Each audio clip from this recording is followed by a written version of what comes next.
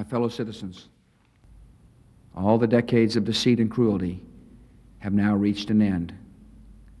Saddam Hussein and his sons must leave Iraq within 48 hours. In 2003, an American-led invasion force swept up from Kuwait and captured Baghdad in less than 3 weeks. But that was only the start. Major combat operations in Iraq have ended. After a short period of hope, an insurgency blossomed and the war stretched on to become deadlier and longer than most had expected. Over 100,000 Iraqis are estimated to have died, and nearly 5,000 American soldiers were killed. Since American forces left Iraq at the end of 2011, the war is now a searing chapter in American history. Well, one thing we think it's important for people to not lose sight of is what happened during this invasion. The amount of killing that occurred during this invasion, as well as, of course, during its aftermath. Let's not get lost in kind of the theoretical, was it a mistake, was it wrong, et cetera, et cetera. What did happen? What were the actual human costs?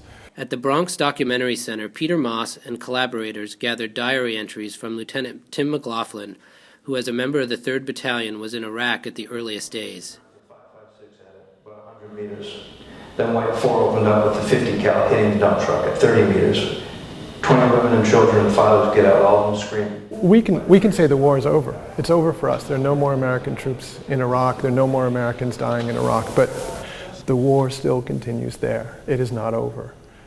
And what is happening there today began 10 years ago. And that's what this exhibit tries to explain.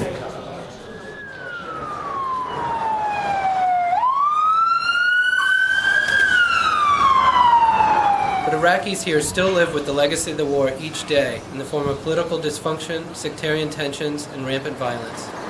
Just one day before the 10-year anniversary of the initial invasion, a string of attacks struck Baghdad, killing dozens.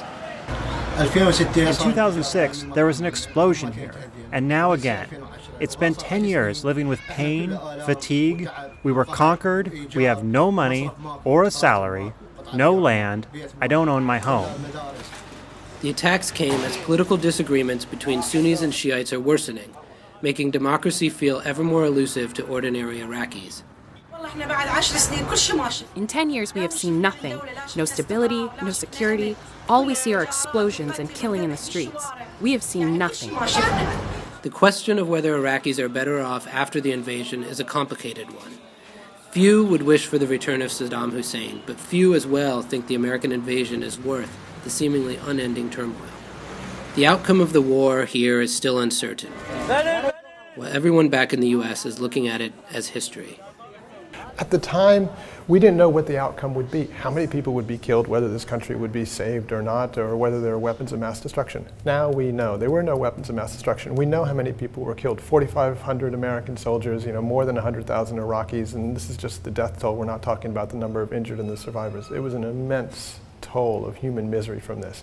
And it's even more important now to remember it.